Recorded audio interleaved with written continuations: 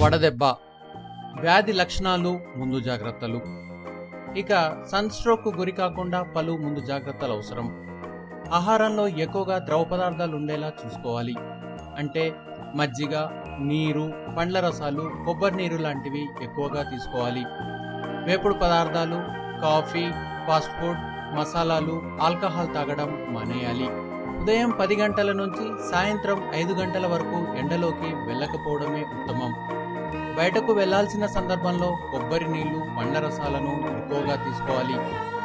వదులుగా ఉండే లేత రంగు కాటన్ దుస్తులను ధరించాలి. వీలైనంత వరకు శరీరం ఎండబారిన పడకుండా గొడుగు, స్కార్ఫ్, క్యాప్, షూస్, గాగుల్స్ వగైరా వాడుకోవాలి. చర్మాన్ని అల్ట్రావైలెట్ కిరణాల నుండి రక్షించుకోవడానికి సన్ స్క్రీన్ లోషన్ వాడటం చాలా ముఖ్యం.